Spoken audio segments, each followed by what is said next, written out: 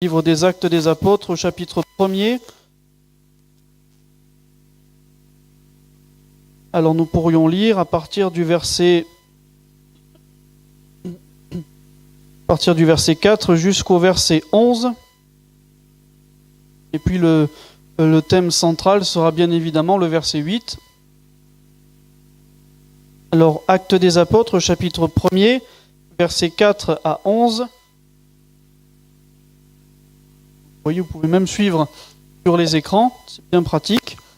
Voilà ce que nous pouvons voir. Comme Jésus se trouvait avec eux, il leur recommanda de ne pas s'éloigner de Jérusalem, mais d'attendre ce que le Père avait promis.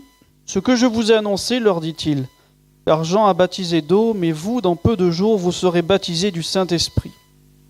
Alors les apôtres réunis lui demandèrent, Seigneur, est-ce en ce temps que tu rétabliras le royaume d'Israël ? Il leur répondit, ce n'est pas à vous de connaître les temps ou les moments que le Père a fixés de sa propre autorité. Mais vous recevrez une puissance, le Saint-Esprit survenant sur vous, et vous serez mes témoins à Jérusalem, dans toute la Judée, dans la Samarie, et jusqu'aux extrémités de la terre.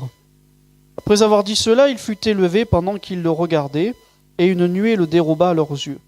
Et comme ils avaient les regards fixés vers le ciel, pendant qu'ils s'en allaient, voici deux hommes vêtus de blanc leur apparurent et dirent, Hommes galiléens, pourquoi vous arrêtez-vous à regarder au ciel ? Ce Jésus qui a été enlevé au ciel du milieu de vous viendra de la même manière que vous l'avez vu, allant au ciel. Amen. Comme nous le disions, le verset central est bien évidemment le verset 8. Vous recevrez une puissance, le Saint-Esprit survenant sur vous, et vous serez mes témoins à Jérusalem, dans toute la Judée, dans la Samarie et jusqu'aux extrémités de la terre. Si les apôtres avaient dû répondre à ce défi, à cet immense défi, sans l'action de l'Esprit de Dieu, forcément, ça aurait été impossible et probablement que nous ne serions pas là aujourd'hui. Mais c'est bien avec l'action de l'Esprit que cette mission est rendue possible, que le défi nous est rendu possible. D'ailleurs, quel défi spirituel pourrait être possible et envisageable sans l'action de l'Esprit Saint ? Est-ce que nous nous souvenons le jour de notre conversion ? Peut-être nous n'en avions pas toujours conscience à ce moment-là, mais il y a une réalité, c'est que c'est le Saint-Esprit qui nous a convaincus de péché, de justice et de jugement.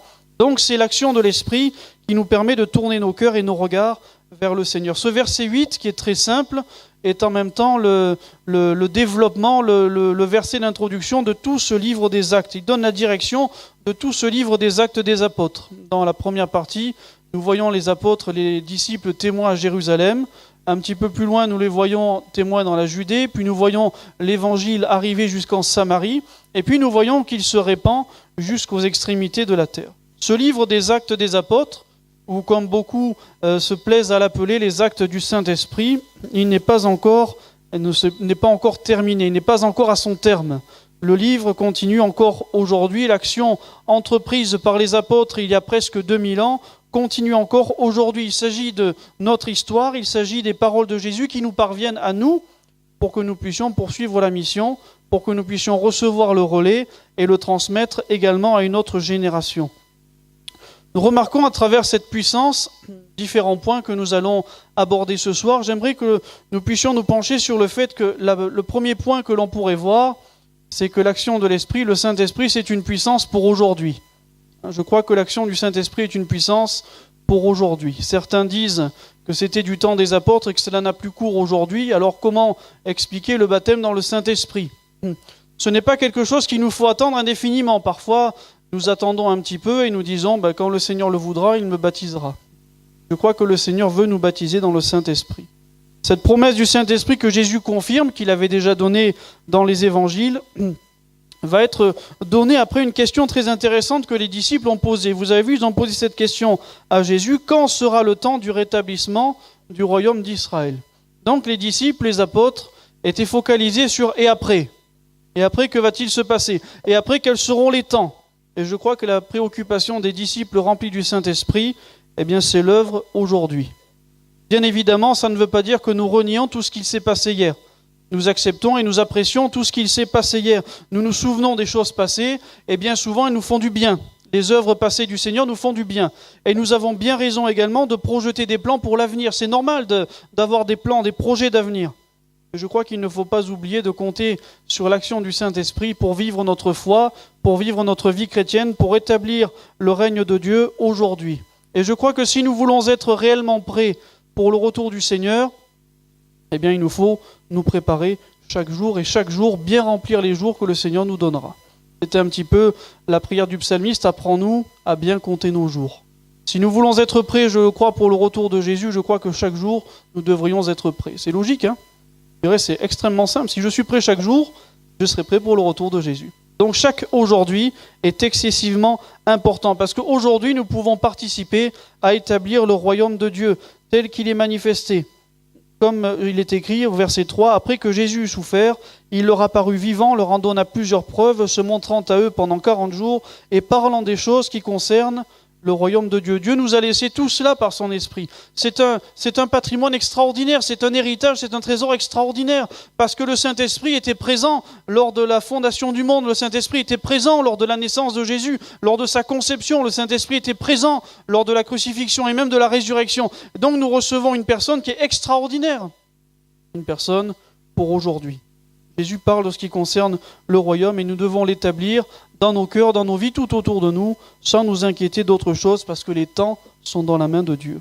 Je crois que nous recevons la puissance pour rester éveillés jusqu'à son retour, pour le servir fidèlement, pour être qualifiés dans le service, pour rester stable. Je crois qu'il nous faut cette puissance pour chaque aujourd'hui. Chaque jour que Dieu nous donnera, chaque jour que Dieu nous rajoutera, il faut que ce soit une puissance pour aujourd'hui. Ne pas juste être baptisé dans le Saint-Esprit, mais chaque jour être renouvelé, rempli du Saint-Esprit. Chaque jour susciter ce renouvellement, entretenir le feu, maintenir le feu. C'est ça qui est important. Il nous faut maintenir le feu une fois que nous avons été allumés par ce feu de l'Esprit.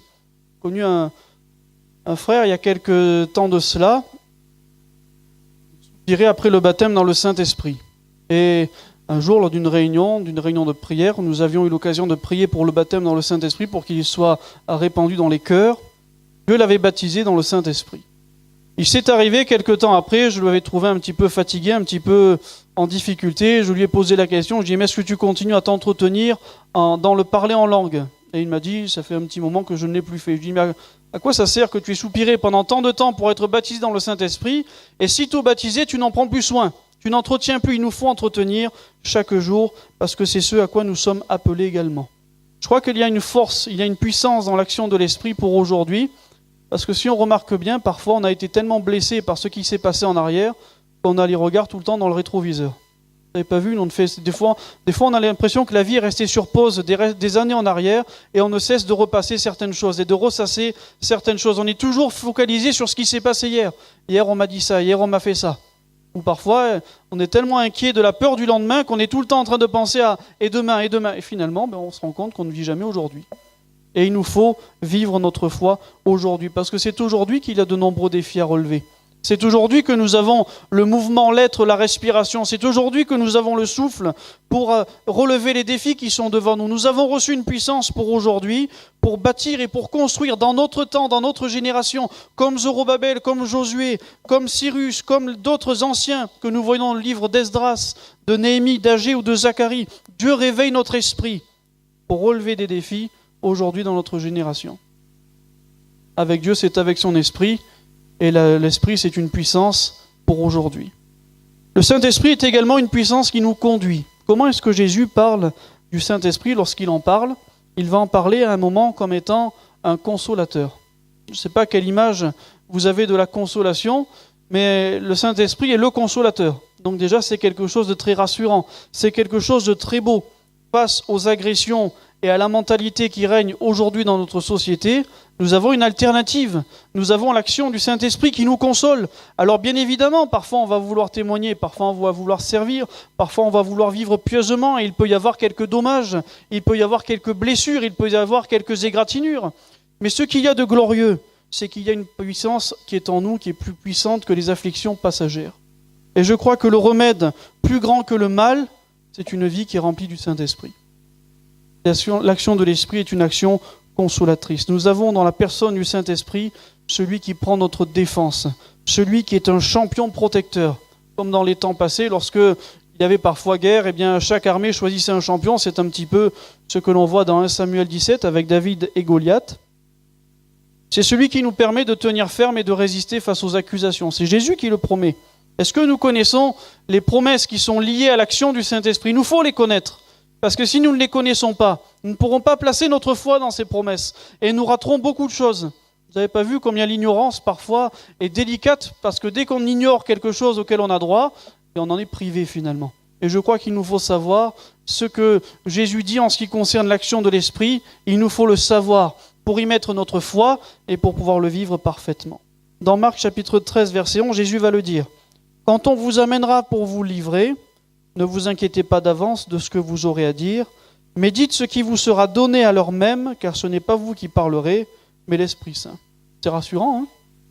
Et ce qui est beau, c'est que ça arrive régulièrement dans le livre des Actes. Vous aurez l'occasion, si vous ne l'avez pas fait, de lire ce livre des Actes, et vous verrez qu'à chaque fois, c'était très rare qu'on envoie une convocation aux apôtres en leur disant « Vous serez obligés de comparaître demain devant le Sanhédrin ou devant Hérode. » Ils n'étaient jamais au courant, les pauvres. On les attrapait toujours au mauvais moment.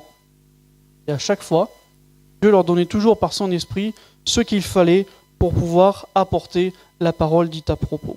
Le Saint-Esprit est un consolateur. Le Saint-Esprit est aussi un enseignant. Jésus le dit dans Jean chapitre 16, versets 13 à 15. Il en parle en étant le consolateur. Il dit « Quand le consolateur sera venu, l'Esprit de vérité, il vous conduira dans toute la vérité, car il ne parlera pas de lui-même, mais il dira tout ce qu'il aura entendu et il vous annoncera les choses à venir. Il me glorifiera parce qu'il prendra de ce qui est à moi et vous l'annoncera. Tout ce que le Père a est à moi. C'est pourquoi j'ai dit qu'il prendra de ce qui est à moi et qu'il vous l'annoncera. » Ce qui est glorieux, c'est que le Saint-Esprit partage la même nature que Christ. Christ a fait sa demeure en nous avec le Père par l'action de son bon esprit.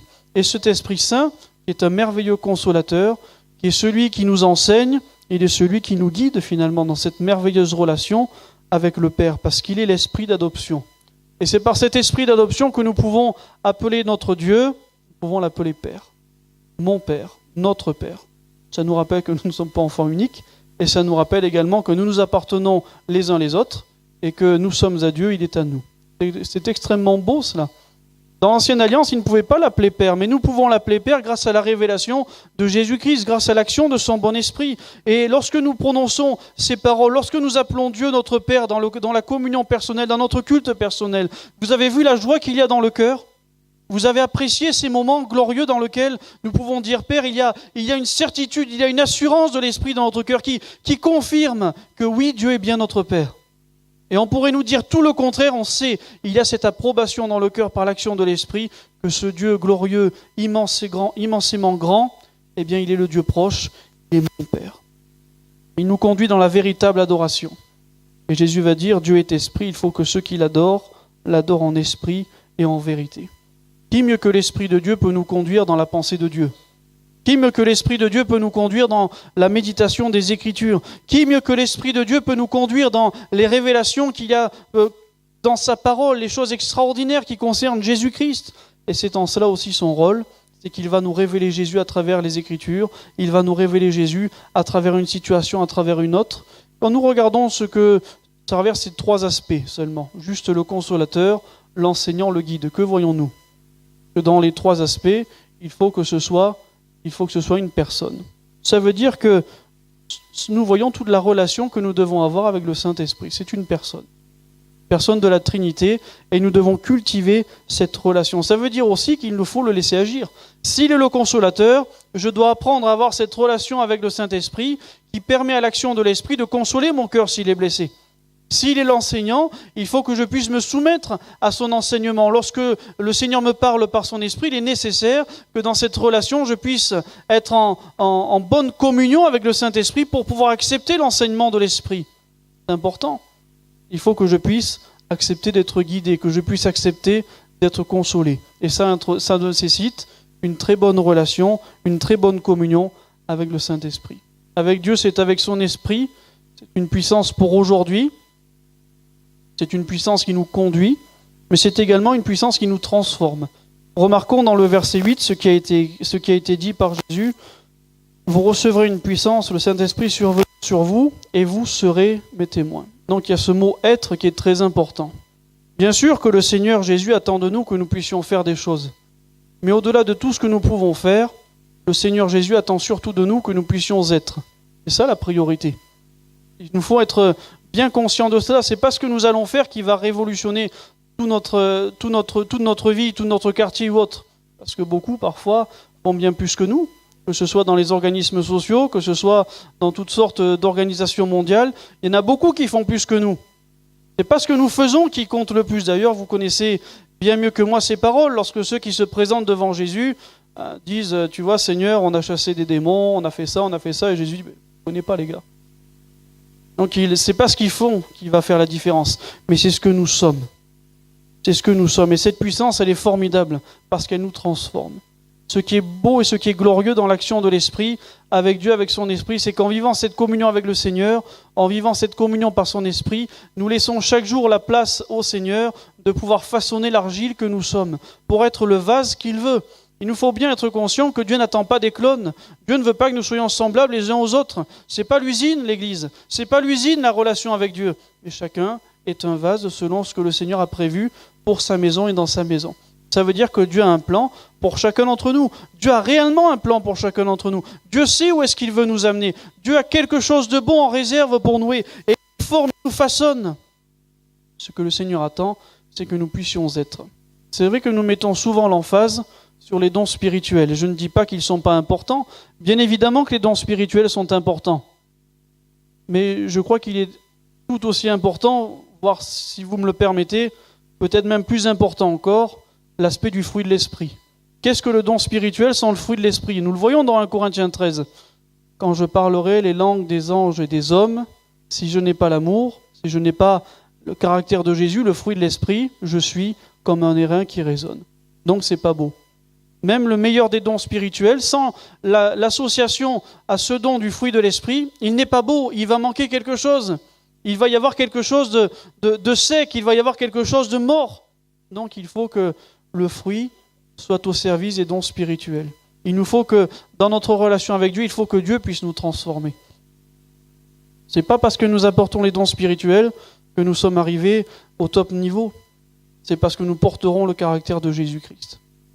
Il nous faut porter l'image de celui qui est céleste. Et comme nous avons revêtu le terrestre, il nous faut revêtir le céleste. Bon, bien évidemment, il est question de la résurrection, mais je crois aussi que dans ces passages, il est nécessaire aujourd'hui en tant que croyants, en tant que chrétiens, que notre vie, celle que nous développons, celle que nous manifestons, soit la vie de Jésus-Christ. Et au plus nous avançons avec Jésus, et au plus il doit grandir et nous diminuer. Ça, c'est le travail du Saint-Esprit. Jésus nous connaît en vertu de la communion que nous entretenons avec lui, de ce que nous sommes. C'est un esprit qui nous garde de l'hypocrisie finalement. Parce qu'on veut tellement paraître, des fois qu'on essaye de bien faire, et des fois, c'est pas une hypocrisie forcément malsaine qu'il y a, c'est qu'on veut tellement être bien qu'on fait semblant qu'on l'est. Mais je crois que le Saint-Esprit nous garde aussi de toute forme d'hypocrisie. Il nous transforme en l'image glorieuse de Jésus. Vous avez vu ce qui a bouleversé les contemporains de Jésus, au-delà de ces paroles qui étaient extraordinaires et qui ont marqué les gens, au-delà des miracles que Jésus a faits, qui sont, que dire des miracles de Jésus, ils sont extraordinaires eux aussi. Mais ce qui a marqué les contemporains de Jésus, c'était sa personne. C'est la personne même de Dieu, c'est la personne de Jésus. Quand nous voyons les uns et les autres l'appeler en disant « Mais tu es le Fils de Dieu ». Je crois que Jésus-Christ est le Fils de Dieu. Jésus, fils de David, décidément cet homme était le Fils de Dieu. Tout ce qui reflète de beau la grandeur de Dieu se trouve en Jésus-Christ. Et ce qui a marqué les contemporains de Jésus au-delà de tout, ça a été de contempler la gloire de Dieu en Jésus-Christ. Et il nous faut aussi, nous, revêtir la nature et la gloire de Jésus. Vous avez vu ce que Jésus avait dit aux disciples quand ils avaient été envoyés 2 par 2 pour prêcher le royaume, accomplir les œuvres de Christ. Ils ont fait des choses extraordinaires à tel point que Jésus va dire « Je voyais Satan tomber du ciel comme un éclair ». Qu'est-ce qu'il a dit ensuite? C'était pas ce qu'il y avait de plus important. Il a dit « Réjouissez-vous de ce que vos noms soient inscrits dans le ciel ». Si on veut schématiser un petit peu cela à travers une petite image, elle vaut ce qu'elle vaut, je le reconnais. Mais est-ce que si nous faisons preuve un jour de générosité, cela veut dire que nous sommes généreux? Nous l'avons été à un moment donné. Mais ce n'est pas parce qu'à un moment je vais être généreux que je suis forcément tout le temps. En revanche, celui qui est généreux sera tout le temps. Et ça, c'est la nature de Dieu. Qu'est-ce qu'il est, notre Dieu? Il est bon, il est amour, il est juste. C'est ce qu'il est. Ce n'est pas ce qu'il fait. Ce qui est encore plus glorieux finalement que la main du Seigneur, c'est sa face. C'est la nature même de notre Dieu, c'est sa personne. C'est ça qui nous éclaire, c'est ça qui nous remplit, c'est ça qui nous console, c'est ça qui nous affermit. C'est cette communion avec la personne même de Dieu qui rassure notre cœur et qui nous témoigne la présence de Dieu en nous et qui nous réjouit dans toutes les circonstances. Et même dans le silence de Dieu, eh bien à ce moment, on est fortement relevé, encouragé, mis sur pied parce que dans cette relation, il y a quelque chose qui nous a éblouis.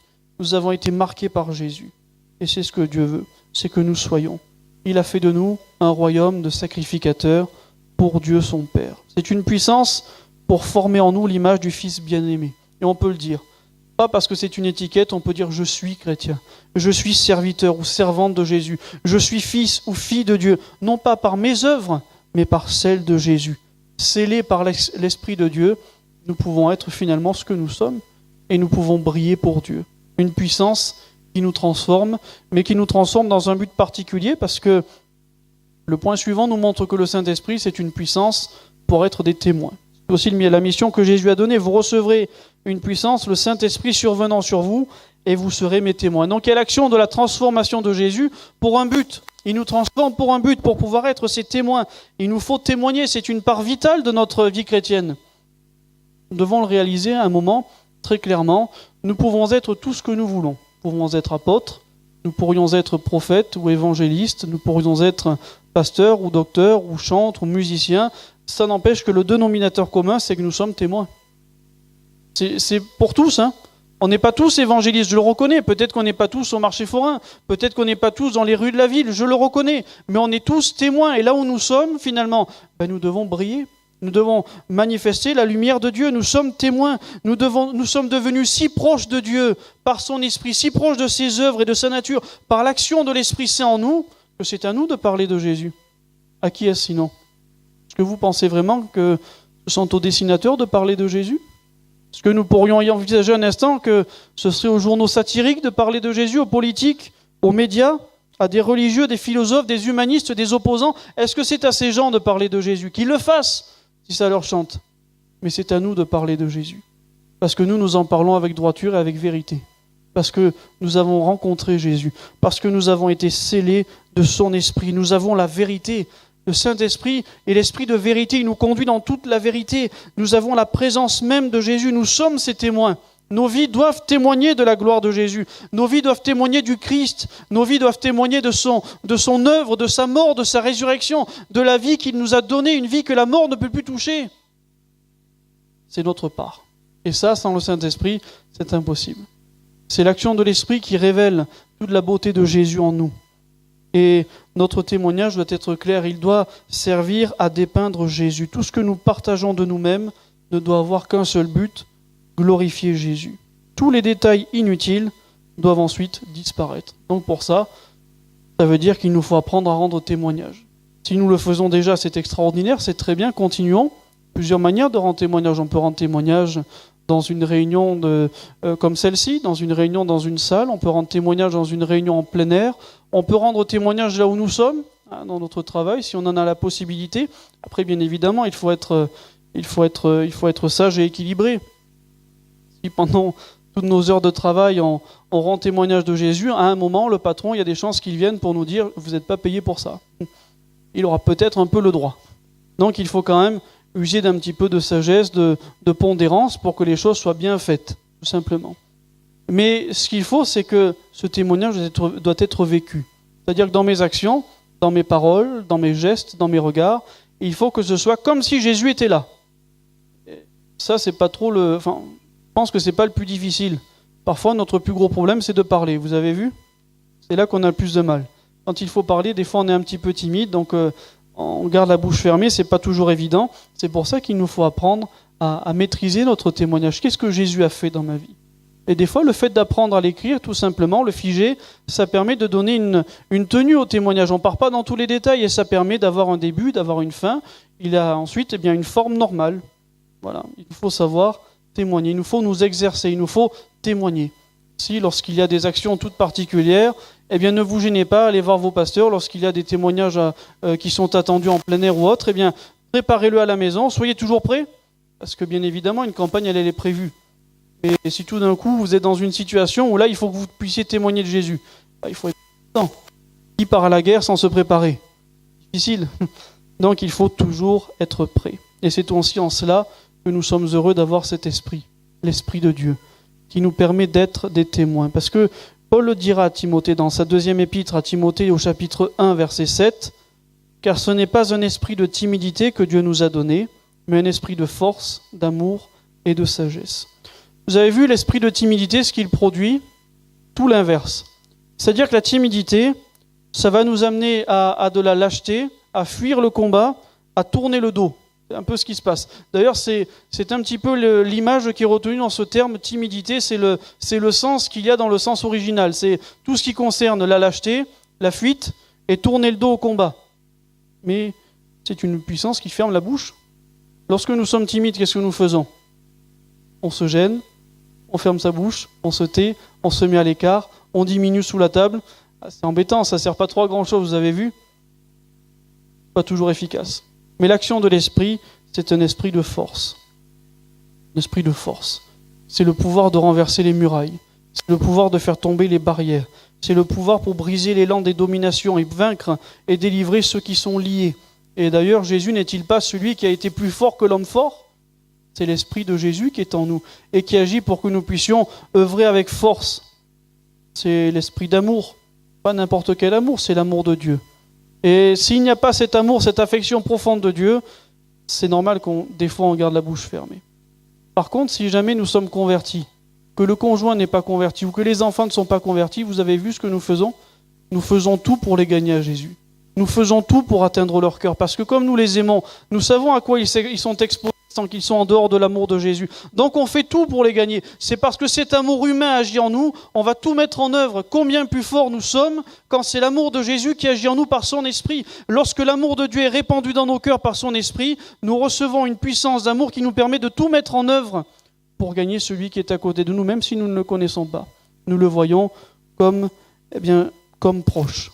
Puis c'est un esprit de sagesse. Je crois que c'est tout un art d'atteindre un cœur. C'est un art d'atteindre le cœur de quelqu'un. Vous avez vu, nous sommes tellement susceptibles aujourd'hui qu'on ne peut plus rien dire. C'est vrai ou pas? Je ne parle pas de vous, rassurez-vous. Je dis nous. Mais c'est un peu le cas dans la société dans laquelle on est. Dès qu'on dit quelque chose, tout est pris, transformé à l'envers. C'est difficile. Donc ça devient de plus en plus difficile de réussir à parler aux uns et aux autres. Je crois que c'est l'esprit de sagesse qui nous permet d'atteindre les cœurs. Il nous donne une sagesse qui est issue de Dieu. Une sagesse, une habileté. C'est quelque chose d'extraordinaire. Et c'est pour cela que nous avons besoin d'avoir cette communion avec Dieu. Paul dira à Timothée, « N'aie donc pas honte du témoignage à rendre à notre Seigneur, ni de moi son prisonnier, mais souffre moi pour l'Évangile, par la puissance de Dieu qui nous a sauvés. » Voilà. Souffre avec moi pour l'Évangile, par la puissance de Dieu qui nous a sauvés. Une puissance qui nous a sauvés, qui nous a arrachés à la mort. À partir de là, qu'est-ce qu'on risque? Finalement, elle est là la question. Qu'est-ce que je risque à parler de Jésus? Quel est le plus grand risque auquel je puisse être exposé? Allez, à tout prendre, la personne va dire « je ne veux pas t'écouter ». Peut-être qu'on pourrait recevoir un peu de mépris. Aller dans le pire du pire du pire du pire des cas, et encore, c'est pas encore arrivé ici, on va se faire tuer. Ah bah oui, je ne peux pas vous dire le contraire, c'est un peu vrai. Ce serait le pire. Mais qu'est-ce qui se passe si on ferme nos yeux? Où est-ce qu'on va? Où est-ce que vous allez, frères et sœurs? Vous ne savez pas?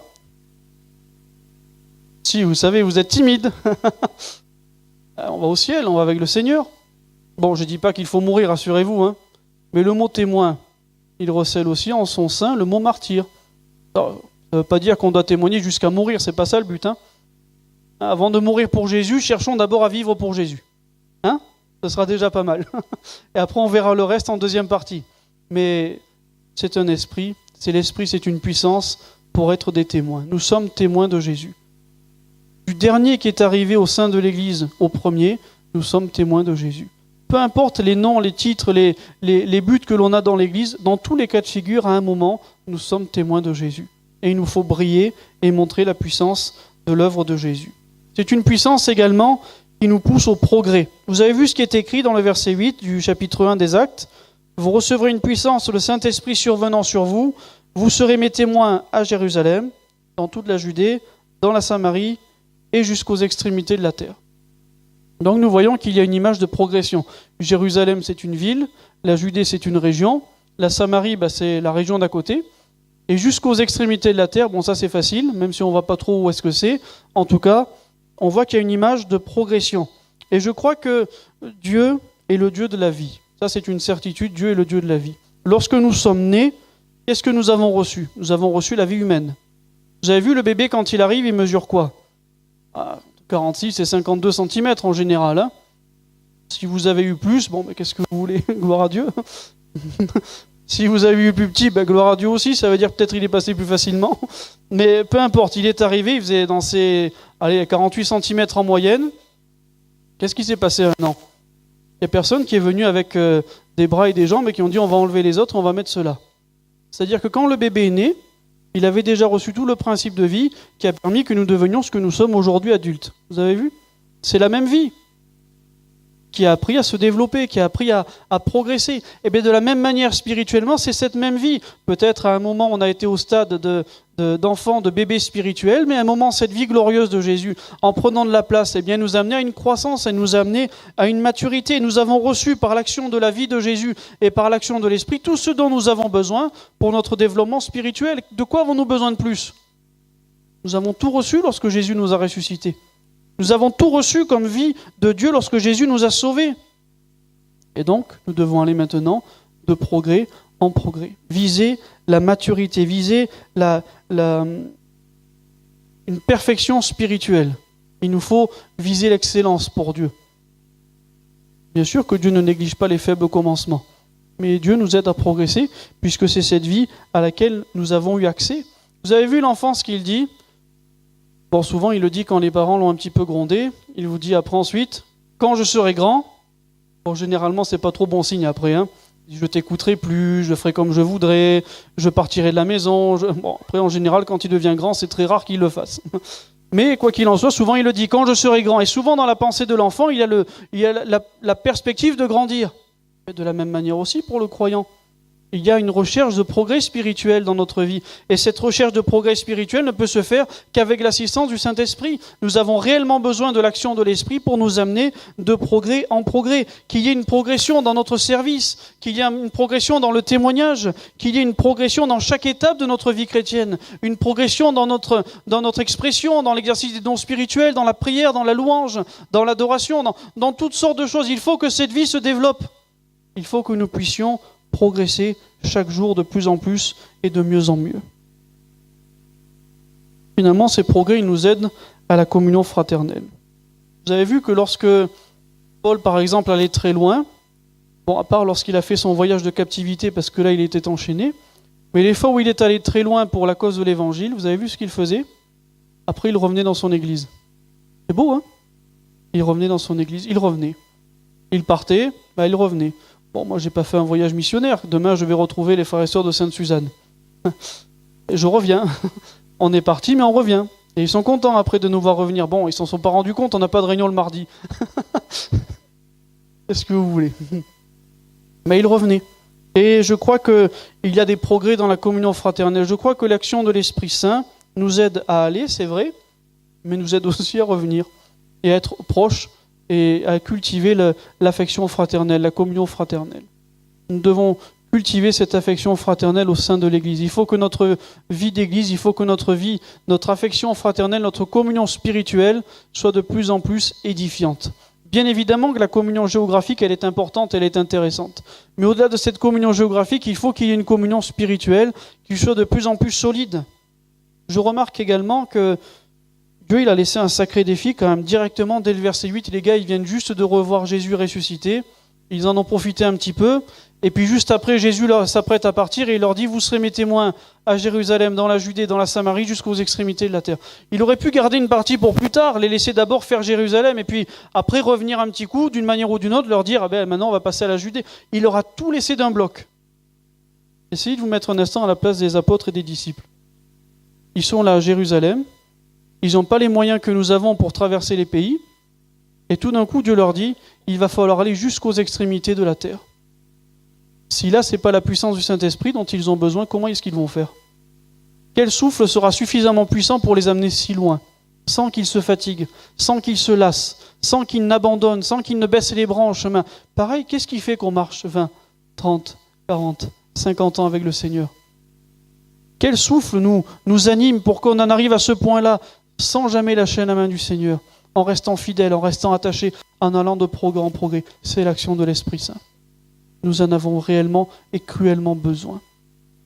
Sans ça, on va se fatiguer, on va se lasser, on va chanceler, on va papillonner, et malheureusement, ce ne sera pas évident. Mais Dieu est le Dieu de l'infini. Notre Dieu est illimité. Il a fixé des paliers de progression, mais vous avez vu la vision de Dieu, ça ira jusqu'aux extrémités de la terre. Quel plan, quelle vision aussi, hein? Je crois que nous avons besoin du Saint-Esprit pour avoir une vision semblable à celle de Dieu.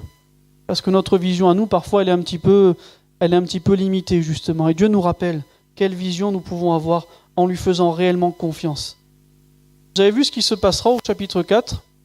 Pierre et Jean vont rendre témoignage avec un troisième larron. Ils vont rendre témoignage avec un ancien boiteux au Sanhédrin. Vous vous rappelez qui c'était le Sanhédrin ?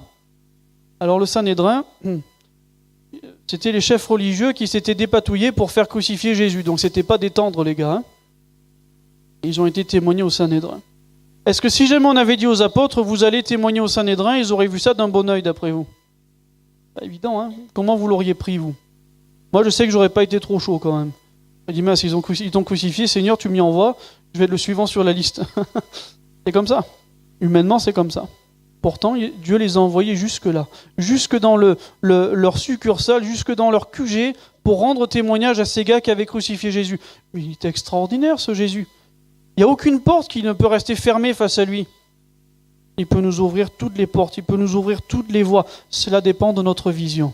Et pour avoir une vision claire, il nous faut voir selon le Seigneur. Nous avons besoin du Saint-Esprit pour avoir une vision renouvelée. Nous n'avons pas un petit Dieu avec un petit salut qui nous donne des petites promesses et un petit baptême dans le Saint-Esprit. Nous avons un grand Dieu avec un si grand salut qui nous laisse les promesses les meilleures et qui nous a donné son esprit avec largesse, avec abondance. Nous devons vivre, frères et sœurs, chers amis, nous devons vivre selon nos moyens. Nous devons le faire au niveau spirituel parce qu'en lui, la Bible le dit, en lui, nous avons tout reçu. Nous devons vivre à la hauteur de ce que Dieu nous a donné. Nous ne sommes pas pauvres, nous sommes riches. Plus riches que le monde ne le sera jamais.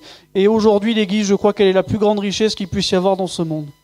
Ce n'est pas les pétrodollars, ce n'est pas le gaz du Qatar, ce n'est pas le pognon qu'il y a aux USA. C'est la plus grande richesse pour cette génération, c'est l'Église.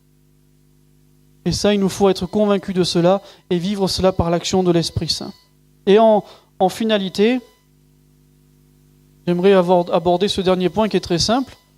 On a vu que c'était une puissance pour aujourd'hui. On a vu que c'était une puissance qui nous conduit également. C'est une puissance pour être des témoins. C'est une puissance qui nous pousse au progrès. Et nous voyons des promesses extraordinaires depuis tout à l'heure à travers cette vie de l'Esprit. Mais finalement, que valent ces promesses si nous ne recevons pas le Saint-Esprit ? Que valent ces promesses si nous ne vivons pas une vie remplie de l'Esprit? À quoi ça sert? C'est une puissance qu'il nous faut recevoir. Jésus a dit, vous recevrez. C'est une promesse. C'est pas inconditionnel, c'est une promesse. Jésus a tout accompli, il est monté au ciel, et c'est du ciel qui nous envoie le Saint-Esprit. Et de la même manière, c'est une promesse qui est valable aujourd'hui. Paul va demander aux disciples qu'il rencontre à Éphèse, avez-vous reçu le Saint-Esprit quand vous avez cru? Et toutes les promesses de la Bible sont belles. Elles sont toutes extraordinaires, les promesses de la Bible. Mais vous savez quand est-ce qu'elles sont les plus belles et les plus extraordinaires? Quand nous les recevons pour nous et que nous les vivons réellement pour ce qu'elles sont. Jésus le dit d'ailleurs. Vous êtes heureux si vous savez ces choses, pourvu que vous les pratiquiez. Les meilleures promesses de la Bible sont celles que l'on va pratiquer. Christ est au ciel, il a reçu le Saint-Esprit promis, il nous l'a envoyé. Notre part à nous, finalement, c'est quoi? C'est de le recevoir. C'est ce que dira Pierre dans Acte 2.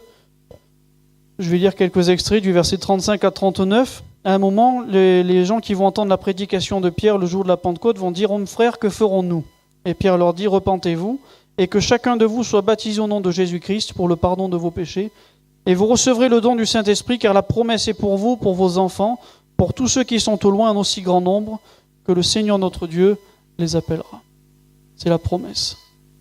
La promesse, elle a été faite par Jésus. Dieu n'est ni un homme pour mentir, ni le Fils de l'homme pour se repentir.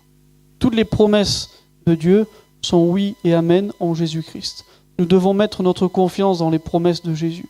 Nous devons mettre une foi certaine et pleine d'assurance dans ce que Dieu me dit dans sa parole. Si je crois ce que Dieu me dit, alors je vais entrer dans les promesses de Dieu. Et si j'entre dans les promesses de Dieu, si j'entre dans cette vie glorieuse, si j'entre dans cette vie remplie de l'Esprit, eh bien je vais bénéficier d'une assistance sans commune mesure.